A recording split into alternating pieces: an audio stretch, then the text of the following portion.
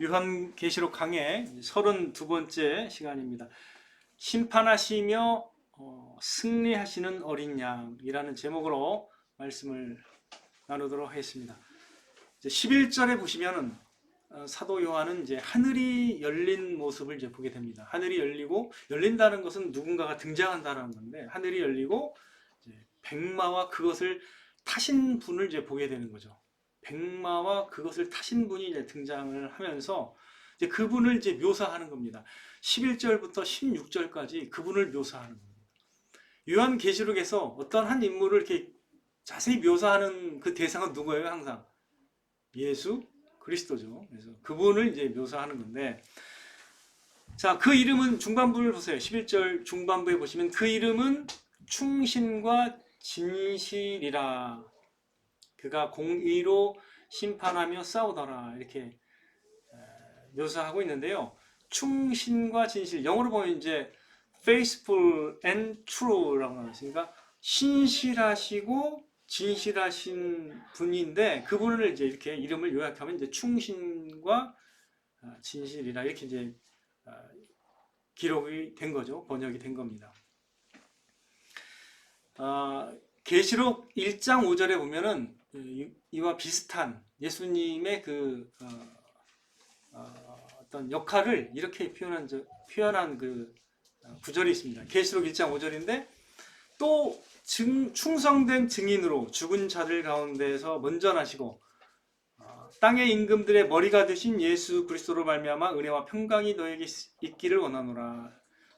계시록 1장 5절에도 그분을 이제 충성되다, 페이스풀한 증인이다 이렇게 묘사하고 있거든요. 그래서 이 이름은 사실은 예수님에게 적합한 겁니다. 그분은 페이스풀한 분이시고 진실하신 분이죠. true. 자, 그분의 이름은 신실하시고 진실하신 그 하나님이십니다. 그러므로 이제 세상을 공의로 심판하실 수 있는 것입니다. 자, 12절 보겠습니다. 12절 보시면 이제 묘사를 보세요. 그의 눈은 그 눈은 불꽃 같고 머리에는 많은 관들이 있고 또 이름 쓴 것 하나가 있으니 자기밖에 아는 자가 없다. 이렇게 표현되어 있는데요. 그분의 그 눈이 불꽃 같다는 표현은 그 계시록 1장에도 있었어요. 계시록 1장의 13절, 14절에 보면은 그의 눈은 불꽃 같고 이렇게 나와 있습니다. 자, 이거는 뭘 묘사한다고 했죠? 제가 그 요한계시록 초반부에도 말씀을 드렸죠. 그의 눈이 불꽃 같다라는 건 뭐예요?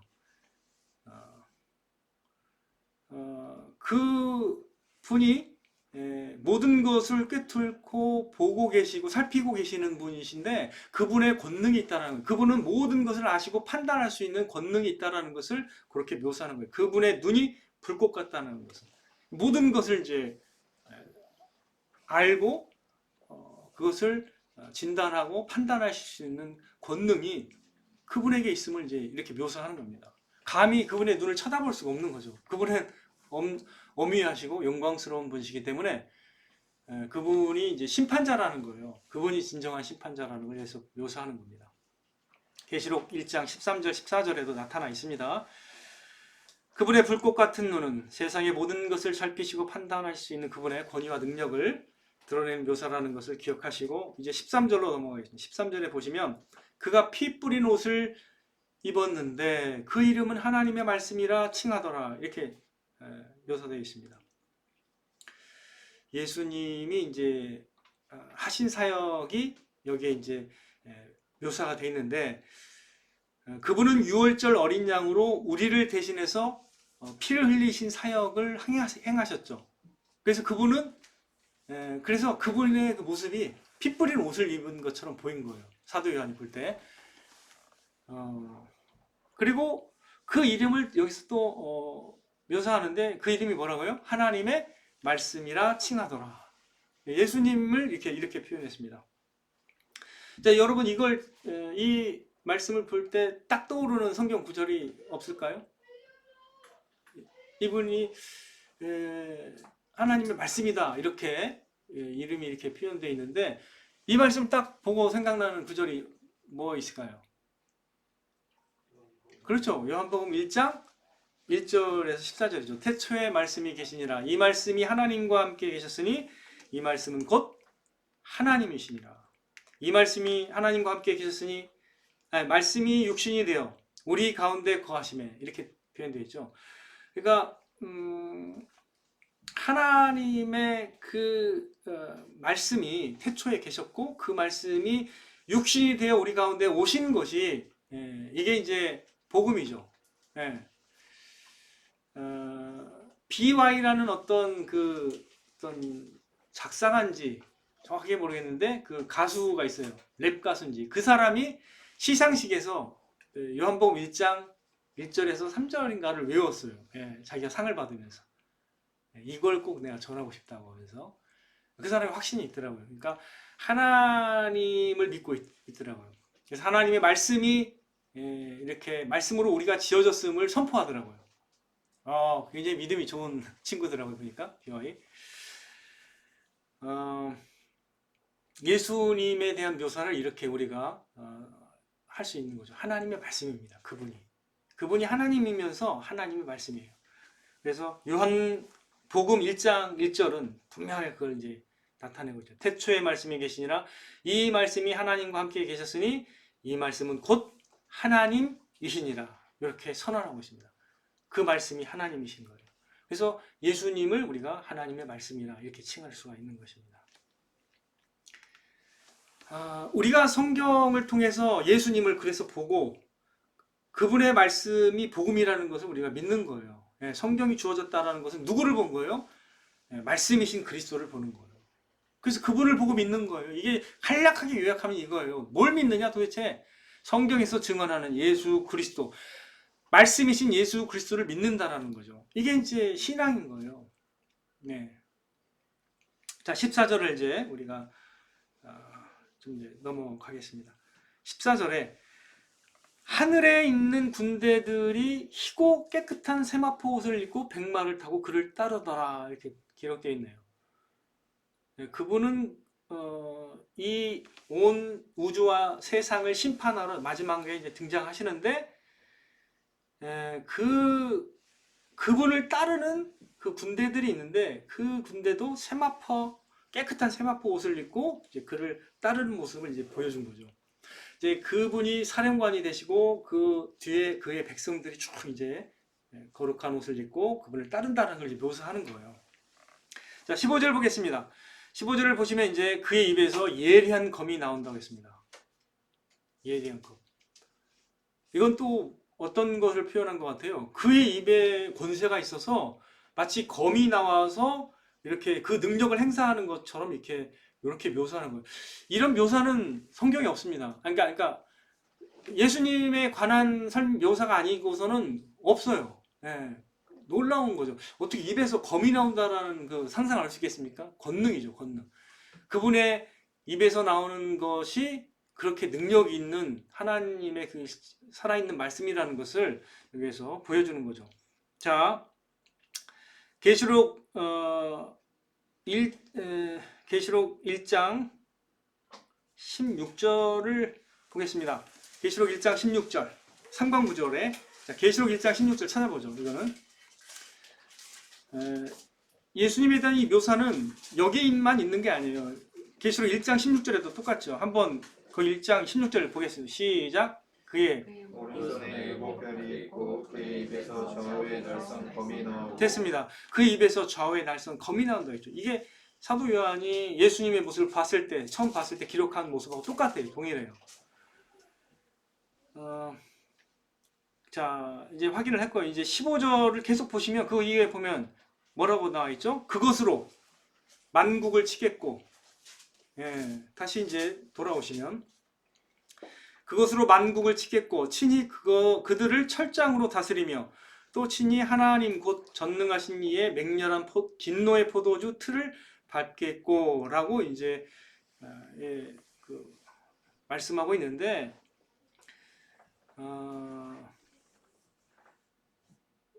예수님의 다스리시는 권능을 여기서 계속 묘사하는 거죠.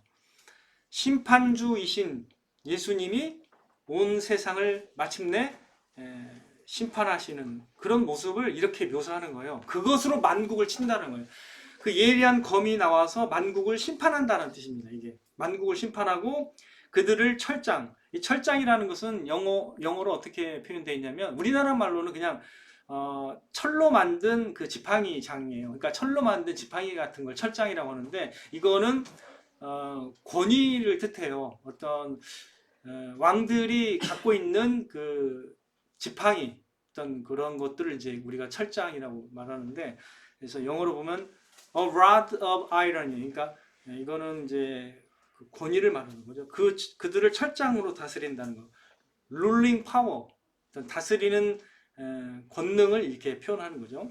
또 친히 하나님 곧 그 다음에 전능하신 이의 맹렬한 진노의 포도주 틀을 밟겠다라는 것은 하나님께서 예수님께서 심판하시는 그 분의 권능을 가지고 만국을 이제 심판하실 뿐만 아니라 대적자들에 대해서도 진노로 보복하시겠다는 뜻이죠. 그래서 이 말씀은 예수 그리스도께서 그 입의 말씀으로 세상과 만국을 심판하시는 엄위한 권능을 가지셨음을 이제 묘사하고 있는 것입니다. 자, 이런 묘사는요, 여기 외에도 계시록 2장에도 있습니다. 계시록 2장 26절, 27절을 다시 한번 앞으로 돌아가서 계시록 2장으로 가볼게요. 계시록 2장 26절, 27절. 자, 이렇게 찾아봐요. 여러분들이 이제 졸리지 않는데. 자, 찾아보겠습니다. 계시록 2장 26절, 27절 다 함께 한 목소리로 한번 읽어보겠습니다. 계시록 2장 26절, 27절입니다. 시작. 이기는 자와 끝까지 내 일을 지키는 그에게 만국을 다스리는 권세를 주리니 그가 철장을 가지고 그들을 다스려 질그를 깨뜨린 것과 같이 하리라. 나도 내 아버지께 받은 것이 그러하니라. 자, 이것은 뭐냐면 예수님을 따르고 믿고 또 순종하는 자들에게 약속하신 건데 그 하나님의 백성 예수님의 사람들도 만국을 다스리는 권세를 받고 철장을 가지고 이 세상을 다스리는 그런 권세를 얻게 된대요. 근데 나도 맨 마지막에 뭐라고 나왔어요? 나도 내 아버지께 받은 것이 그러하다고 했죠. 그럼 원래 이 세상을 심판하는 권세는 누가 가지고 있다는 뜻이에요? 나도 내 아버지께 받은 것이 그러다니까 아들이 온 세상을 심판하는 권세를 가지고 계십니다. 예수 그리스도. 근데 그분의 특성이 뭐냐면 만국을 다스릴 때 철장으로 다스리고 또 그분의 진노로 이 세상을 또 심판하실 수 있는 권한을 갖고 계신 것이죠.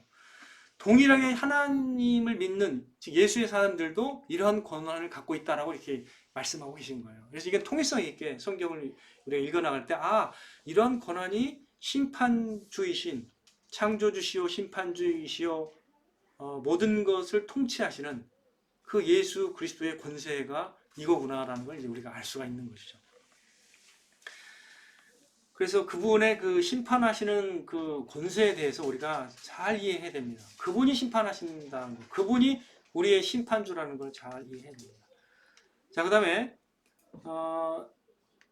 이분이 이제 우리의 어린 양이신 이 예수 그리스도께서 근데 어떻게 마지막 심판에 이렇게 맹렬한 그 진노의 포도주 틀을 밟겠다라고 이렇게 뭔가 묘사를 하는데 좀 굉장히 무서워요.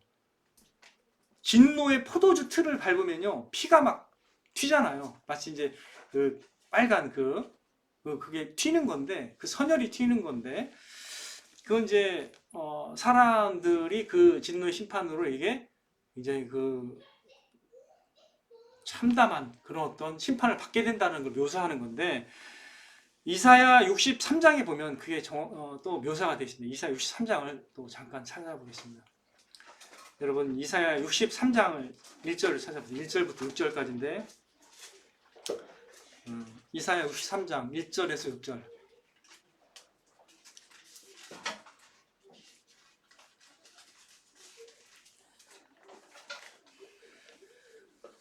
자, 이사야 63장 1절부터 6절 같이 한번 읽겠습니다. 시작. 에돔에서 오는 이 누구며 붉은 옷을 입고 보스라에서 오는 이 누구냐 그의 화려한 의복 큰 능력으로 걷는 이가 누구냐 그는 나이니 공의를 말하는 자여 구원하는 능력을 가진 이니라 어찌하여 내 의복이 붉으며 내 옷이 포도주 틀을 밟는 자 같으냐 만민 가운데 나와 함께한 자가 없이 내가 홀로 포도주 틀을 밟았는데 내가 노함으로 말미암아 무리를 밟았고 분함으로 말미암아 짓밟았으므로 그들의 선혈이 내 옷에 튀어 내 의복이 다 더럽혔음이니 이는 내 원수 갚는 날이 내 마음에 있고 내가 구속할 해가 왔으나 내가 본즉 도와주는 자도 없고 붙들어주는 자도 없으므로 이상하게 여겨 내 발이 나를 구원하며 내 분이 나를 붙들었습니다. 내가 노함으로 말미암아 만민을 밟았으며 내가 분함으로 말미암아 그들을 취하게 하고 그들의 선혈이 땅에 쏟아지게 하였느니라. 이게 하나님의 아들 예수 그리스도의 그 심판하시고 또 다스리시는 그런 권능을 묘사한 거거든요. 이게 누구냐 도대체? 누가 화려한 의복을 입고 이렇게 그 의복이 이게 붉어졌느냐? 누구냐 그 사람이?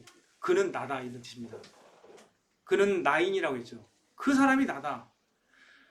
왜냐하면 내가 공의와 충신과 진실로 내가 공의를 가지고 이게 심판하는 그런 사람인데 이제 그것을 이제 여기서 심판하는 모습을 여기서도 보여주는 거죠.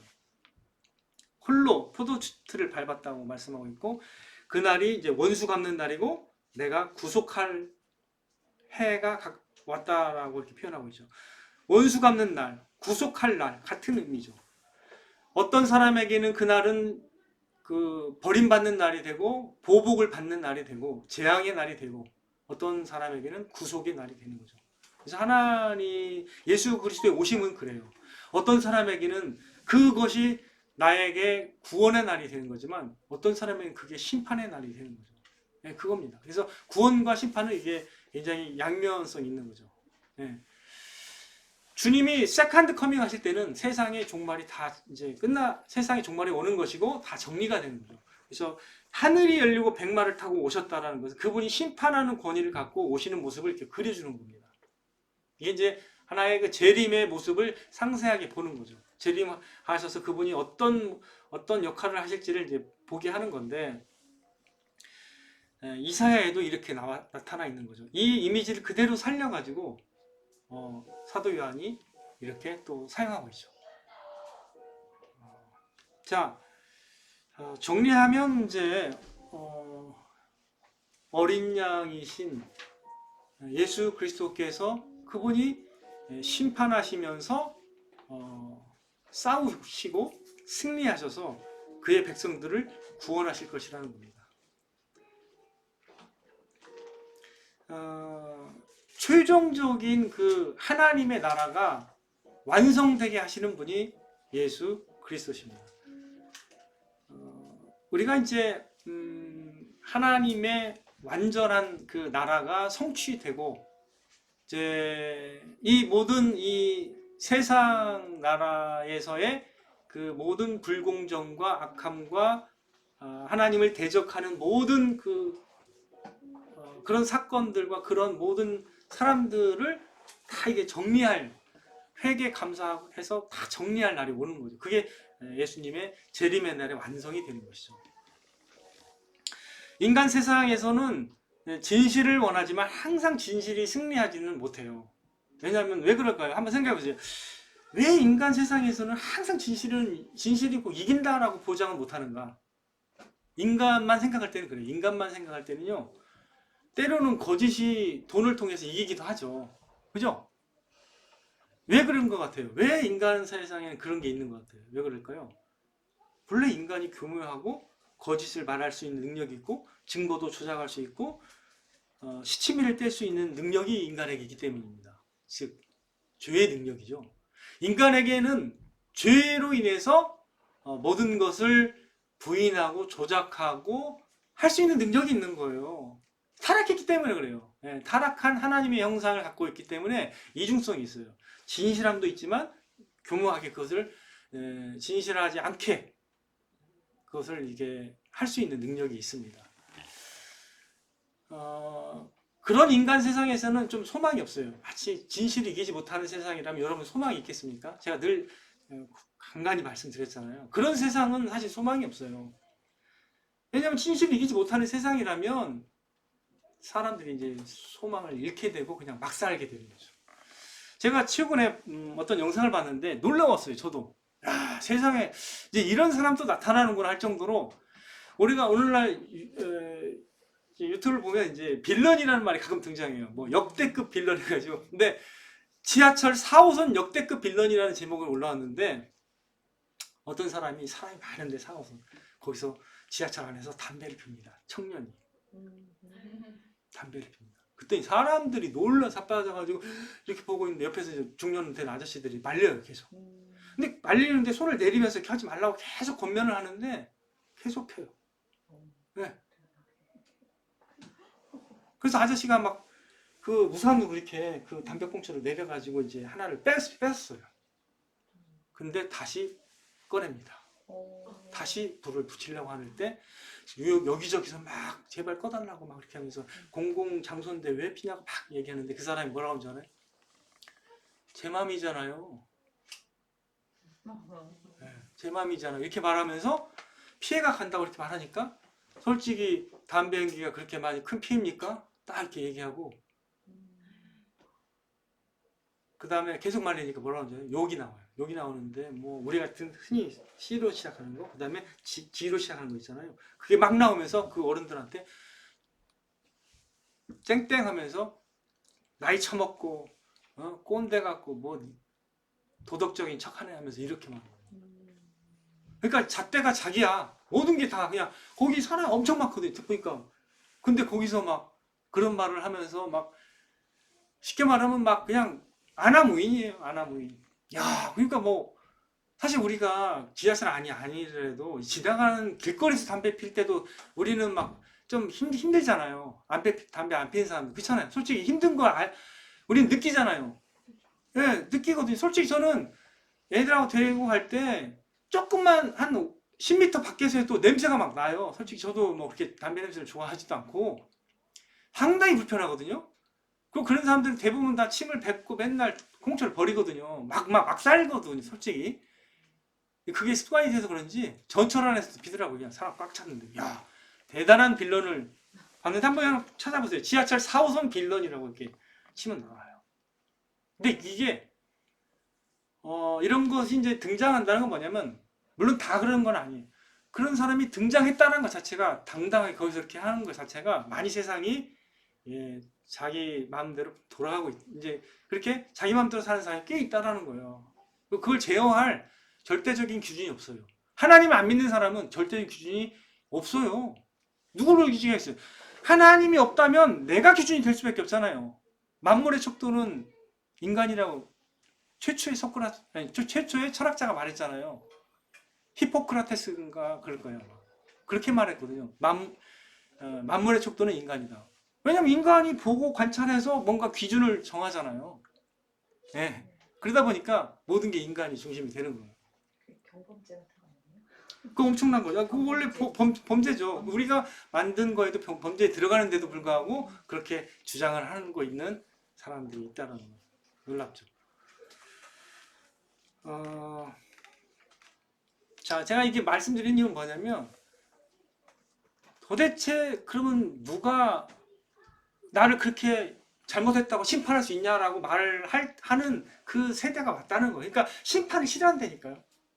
그러니까 제가 이렇게 계속 심판을 얘기하지만 심판이 부담스럽고 싫어요. 네가 감히 나를 판단해? 이 말도 요즘에 많이 유행하거든요. 네가 왜 감히 나를 판단해? 인간들이 서로 할 때는 그런 말도 때로는 일리는 있어요. 그렇잖아요? 일리 아예 없는 말은 아니에요. 그게. 그러니까 이제 다 속아요. 그러다 보니까 판단할 수 없다라고 말합니다.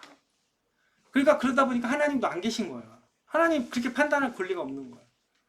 뭐 심판의 날 별로 안 다가와 항상. 그러니까 그러나 진짜 이 세상을 진짜 이 실존에 대해서 이해하고 관심을 갖고 이 세상이 어디서 왔을까? 인간이 어디서 생겼을까? 진짜 생각하는 사람은 사실은 이게 어려운 게 아니거든요. 이게 주어진 거지 내가 만드는 게 아니잖아요. 이 세상이 주어진 거거든요. 나는 하나님에 의해서 지음을 받은 존재란 말이에요. 지음을 받은 피조물의 위치에 맞게 생각을 해야 되는데 보통은 요즘에는 피조물의 생각이 아니에요. 자기가 하나님이 됩니다. 그러다 보니까 이게 뭐 하나님이 심판하는 게 전혀 안 따오는 거예요. 우리는 이걸 깊이 있게 이해해야 돼요. 하나님을 두려워할 줄 알아야 돼요. 하나님을 경외하고 이 날이 온다는 걸 알아야 돼요. 요즘 지진 많이 나죠. 성경대로 지진이 많이 납니다. 오늘 아침에 고흥에서 2.5 지진이 났습니다. 오전에. 지금 지진으로 죽은 사람이 어마어마해요. 지금 황진수 우리 목사님도 나한테 영상을 보내왔는데 길거리 지나가는데 건물이 다 무너졌어요. 거기서 봉사하고 있더라고요. 지진이 이제 하나님의 말씀대로 되고 있어요. 사실 하나님의 말씀대로 안 된 게 하나도 없습니다. 역사상. 근데도 하나님을 부인해요. 아라랏산, 터키에 보면 터키와 아르메니아 사이에 아라랏산이 있습니다. 거기에 노아의 방주가 발견이 되고 있거든요. 그래도 안 믿어. 아니 그 산꼭대기에 왜 노아의 방주가 배가 있냐고요. 나무가 왜 있냐고. 그 깎아나만 나무가. 증거가 있어도 안 믿어요. 요즘에는 증거 있어도 안 믿어요. 요즘에 법정에서 증거 있다고 그 사람이 시침이 안 됩니까? 한번 얘기해 보겠습니다. 시침이 떼요. 그래도 안 했다고 그럽니다. 유명한 사람이 있어요. 조자로 시작하는 사람. 그 사람은 증거가 있어도 하나도 다 부인하거든요. 그러니까 사람이 요즘에 어떻게 되냐면 그러니까 비양심적으로 됩니다. 양심이 사실 실종되고 있어요. 술을 이용해가지고 사람을 죽여요. 분명히 의도했는데도 나는 술 때문에 기억이 안 난다고 얘기합니다. 그런 세상이 되어요. 더 비양심. 그러니까 인본주의적으로 되면 사람이 뭐 더 인본주의, 인간을 계속 높이면 더 양심적으로 될 것 같죠? 전혀 그런 게 아니에요. 사실 하나님의 법을 어긋나면 더 우리 인간의 꾀에 빠져가지고 이상하게 되는 거예요. 그래서 그거를 우리가 보응받고 있는 거예요. 그래서 우리가 하나님을 잃어버리는, 하나님을 아는 지식이 최고로 중요하다고 제가 지난번에 말씀드렸잖아요. 하나님을 모르면 다 무뎌집니다. 그래서 진실을 벗어나고 다 무뎌지면서 어그러지게 돼 있어요. 인간의 인성도 마찬가지입니다. 요즘 세대들이 인성이 굉장히 힘들거든요. 인성 제대로 키우기가 힘들어요. 왜? 이건 뻔한 거예요. 하나님을 존중 안 하다 보니까 자기가 다 왕이 돼가지고 어려워요. 바꾸기도 어려워요. 애들 바꾸기가. 진짜 교육이 힘들거든요. 요즘에. 하나님의 말씀 앞에 굴복한 사람은 변할 수 있어요. 누가 요즘에 누구 말에 누가 제압 당하는 사람이 누가 있어요? 요즘에 한마디 말했다고 말 듣는 사람이 어디 있습니까? 다 어른들이. 절대 안 그래요. 그러나 하나님을 아는 사람은 바뀌어요. 제가 지금까지 봤지만 하나님을 제대로 아는 사람은 다 바뀌었습니다. 그 고집스러운 그 사람들도 다 바뀌었어요. 하나님 알고서. 이게 어떻게 가능하냐 이게.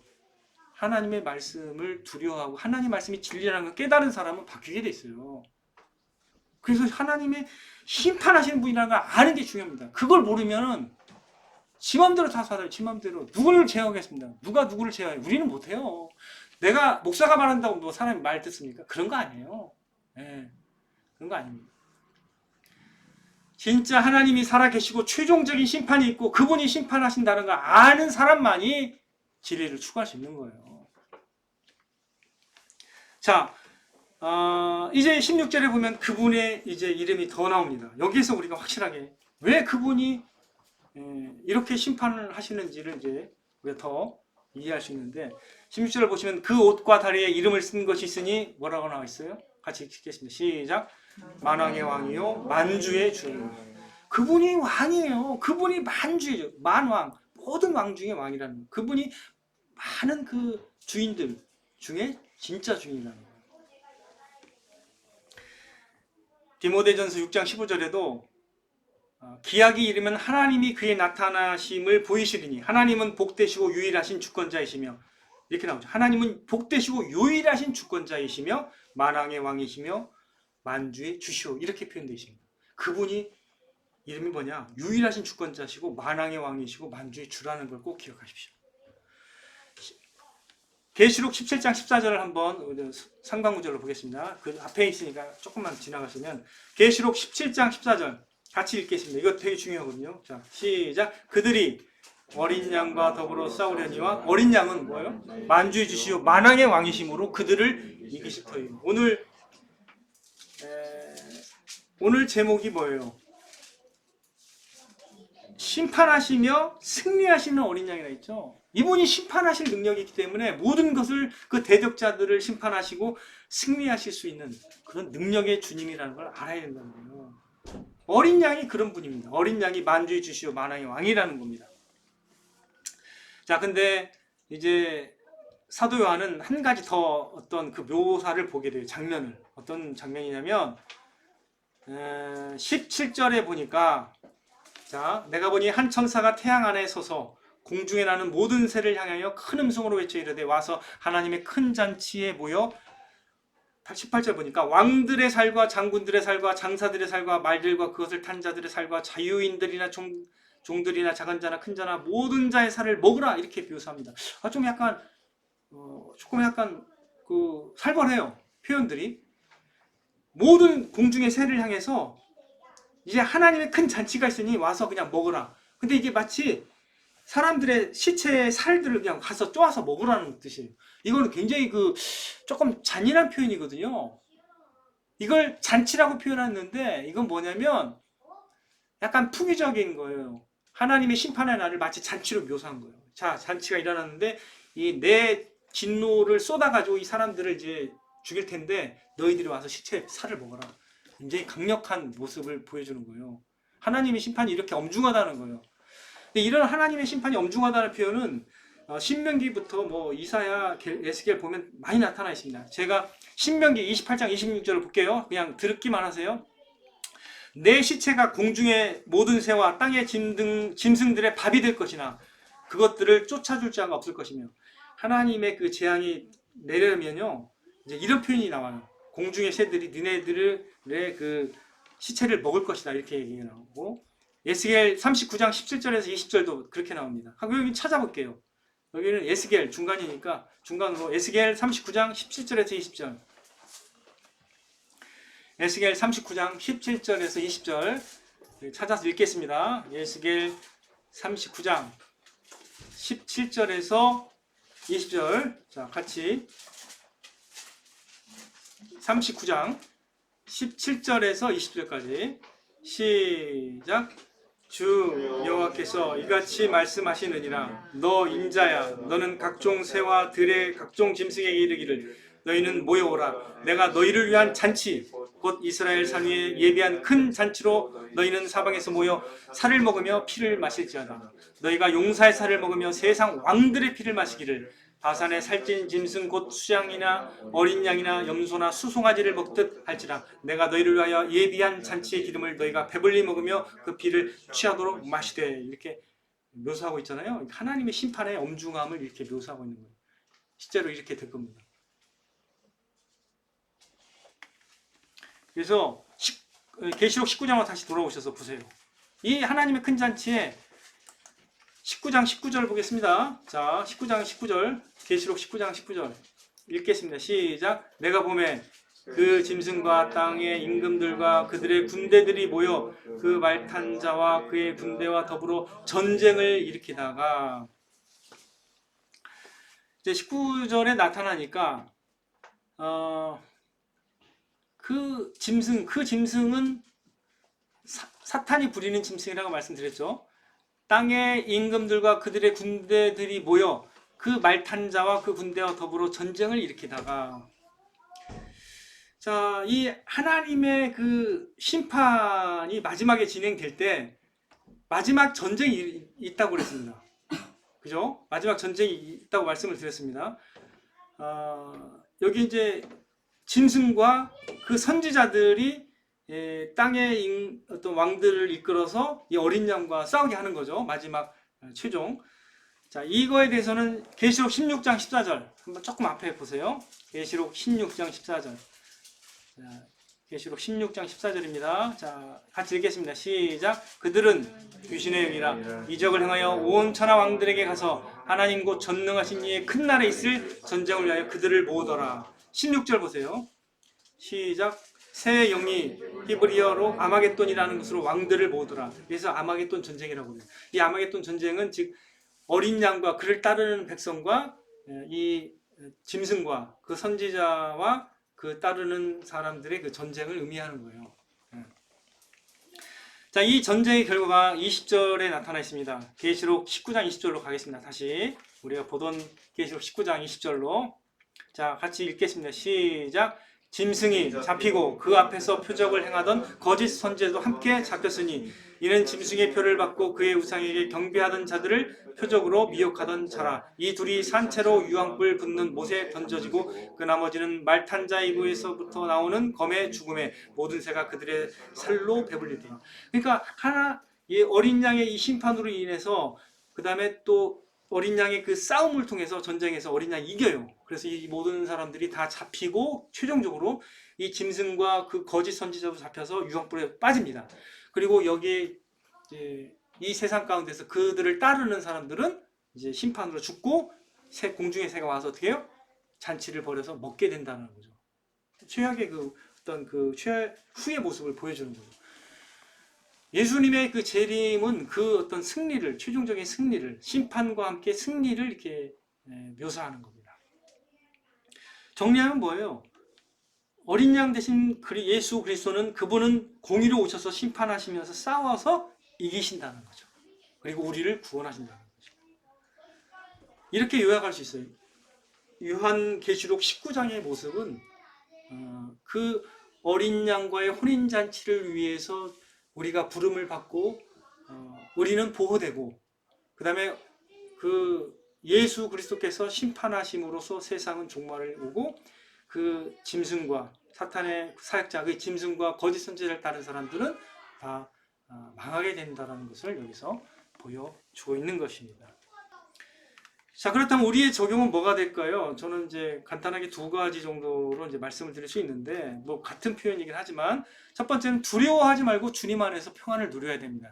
이 세상을 살아가는 동안 우리가 최종적인 승리를 우리는 이미 예견하고 있고 그것을 이미 성취한 것으로 성경에서 말하고 있기 때문에 두려워하지 말고 이 세상 안에서도 주님 안에서 평안을 누려야 된다는 거예요.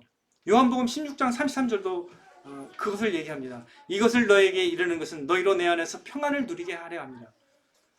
세상에서는 너희가 환난을 당하나 담대하라. 내가 세상을 이겼노라. 주님이 세상을 이기고 승리하셨기 때문에 우리도 주님 안에서 평안을 누리라는 거예요. 그래서 두려워하지 말라는 겁니다. 이 세상에 지진이 일어납니다. 진짜 우리도 지진이 안전된 지대가 아니에요. 지진이 일어나고 막 많은 일이 일어날 겁니다. 하지만 그럼에도 불구하고 두려워하지 말라는 거예요. 네, 두려워하지 말고 주님 안에서 평안을 누리라는 겁니다. 왜 그래요? 주님이 이미 승리하셨고 모든 불의와 대적자들을 심판하시고 우리를 그의 백성들을 최종 승리와 구원으로 이끄실 수 있기 때문이죠. 네. 여러분이 어떠한 상황, 어떠한 어려움에 직면한다 하더라도 이 주님께서 결국 최종적으로 승리하신다라는 것을 여러분들이 믿고 이것을 의지한다면 이 소망을 갖고 평안을 누릴 수가 있는 것입니다. 예수님께서 가지고 오실 궁극적 승리와 영광에 여러분도 참여할 수 있기 때문에 두려워하지 말라는 겁니다.